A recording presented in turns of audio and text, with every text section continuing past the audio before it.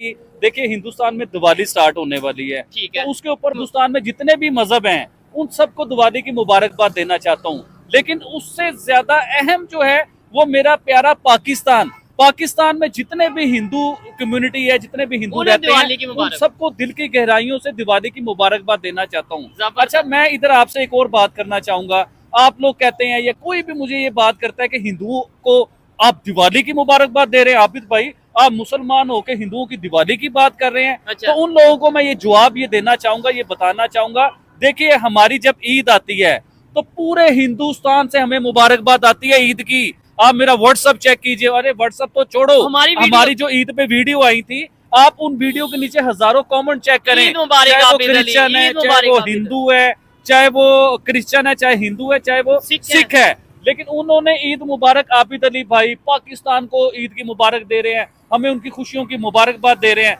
तो क्या मैं हिंदुओं को दिवाली की मुबारकबाद नहीं दे सकता? ये कौन सा इंसाफ है? ये कौन सा कानून है? चोइस साहब, जबरदस्त हो गया। ठीक है, बड़ी अच्छी बात की है। और यहाँ पे मैं ये समझता हूँ कि भाई गिव एंड टेक होता है कि हम इज्जत देंगे तो इज्जत मिलेगी। ये चोइस साहब, एक और चीज, आबिद अली सिर्फ बातें नहीं करता, आबिद अली करके भी दिखाता है। अच्छा। और ये तो आपको दिवाली वाले दिन पता चलेगा कि आबिद अली ने जो जो बातें की हैं वो करके दिखाई है कि नहीं। कोई दिवाली वाले दिन बड़ा सरप्राइज देना चाह रहे हैं। देखें, ये तो दिवाली वाले दिन ही पता चलेगा कि आबिद अली वाघा बॉर्डर के उस तरफ है, हिंदुस्तान वाली साइड पे, या पाकिस्तानी वाली साइड पे है।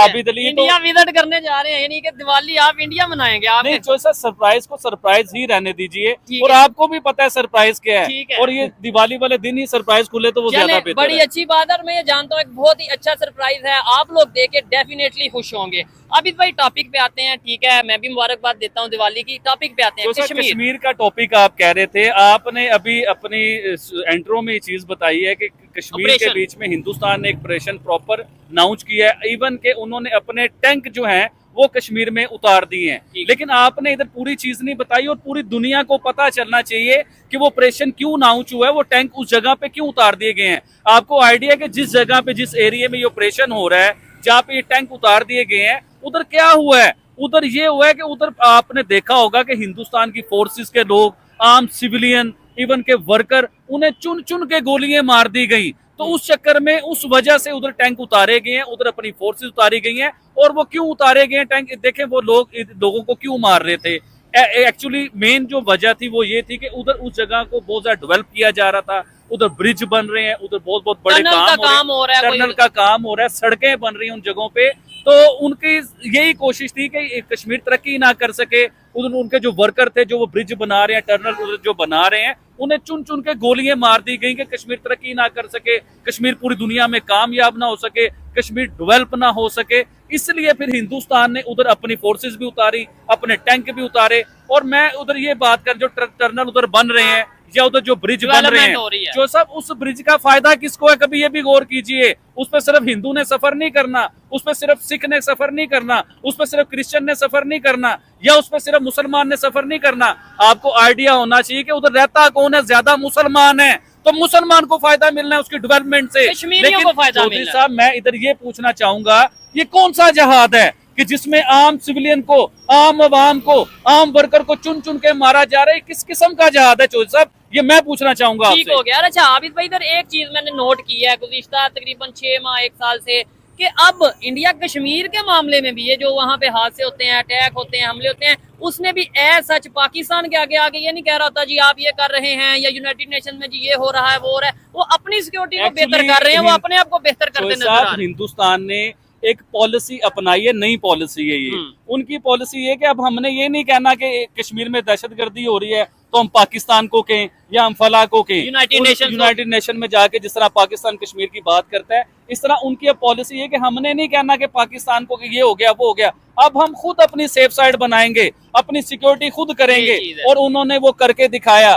देखिए, इस तरह के अगर आप बड़ी बात करते हैं, पाकिस्तान में दहशतगर्दी होती है, बलोचिस्तान में दहशतगर्दी होती है, वजीरिस्तान में होती है, या हमारे ऊपर अफगानिस्तान दहशतगर्दी करता है, तो हमें भी कहना छोड़ देना चाहिए, हमें करके दिखाना चाहिए हिंदुस्तान की पॉलिसी की तरह कि हिंदुस्तान ने अपने कहा घर को महफूज अपने घर को अपने आप को महफूज करना है। अपनी सिक्योरिटी किस लिए है, अपनी फोर्सेस किस लिए है, अपने टैंक किस लिए हैं, अपने बम किस लिए, कि यार हम अपने आप को मजबूत नहीं कर सकते, अपनी सिक्योरिटी खुद नहीं कर सकते। नहीं, ये बिल्कुल लॉजिकल बात है कि बजाय मैं इल्जाम लगाऊं आबिद अली ने मेरे घर में चोरी कर ली, आबिद अली ने ये मेरा फ्रॉड कर लिया, भाई मैं अपने घर में सिक्योर करूं, खुद को अपनी सिक्योरिटी को बढ़ाऊं, अपने आप को बेहतर करूं, ये लॉजिकल बात है। अच्छा आबिद भाई, इधर एक बड़ी इंटरेस्टिंग बात है और पाकिस्तान से जो लोग सुन रहे हैं, खासतौर पर हमारे मीडिया से या ओवरऑल, बड़ी उनके लिए सोचने वाली बात है।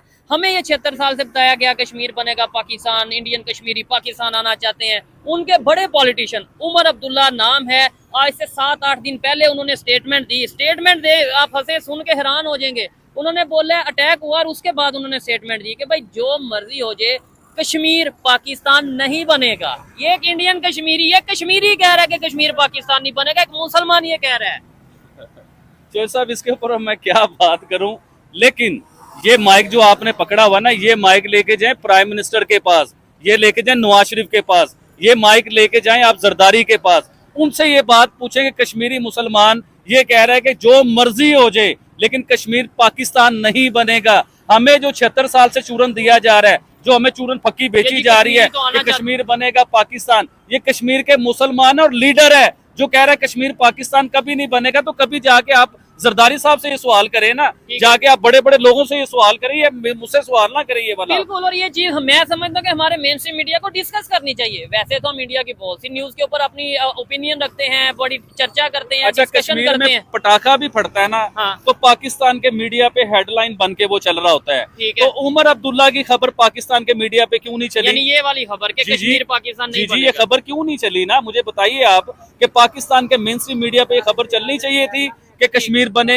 कश्मीर अब पाकिस्तान कभी भी नहीं बनेगा। ये कश्मीर के बहुत बड़े पॉलिटिशियन ये बात कर रहे हैं, उमर अब्दुल्ला मुसलमान ये बात कर रहे हैं। ठीक हो गया, और इधर से ये समझ जाता है कि भाई क्या रियलिटी और क्या मामला था। और पटाखे की आपने बात की है, केरला में एक अफसोसनाक हादसा हुआ है कि तकरीबन 150 से 200 लोग जख्मी हुए हैं। एक इवेंट था, वहां पे वो अपना सेलिब्रेट कर रहे थे, दिवाली का इवेंट था या कुछ इस तरीके से, और पटाखों से मतलब 150-200 लोग जख्मी हुए हैं। क्या कहना चाहेंगे इसके ऊपर? देखिए, ये तो दुख वाली बात है चौधरी साहब, ये तो तकलीफ है, इंसानी जान है या जख्मी हुए हैं, और 150-200 लोग के करीब वो हॉस्पिटल में पहुंच चुके हुए हैं। ये खबर मैंने भी देखी है। और केरला में एक मंदिर में कोई फेस्टिवल हो रहा था, जहाँ पे कोई पटाखों का सिलसिला था, एक साइड पे कोई सिलसिला था, तो वो पटाखे कोई हुआ है उधर, वो सारे ही तबाह हो गया, सारे उधर बमबारी शुरू हो गई, मतलब पटाखे फट गए सारे। तो अब मैं पूछना ये चाहूंगा कि दिवाली, उनकी दिवाली है, आने वाली है दिवाली, अब वो 150-200 फैमिली डिस्टर्ब हो गई, उनकी दिवाली डिस्टर्ब हो गई।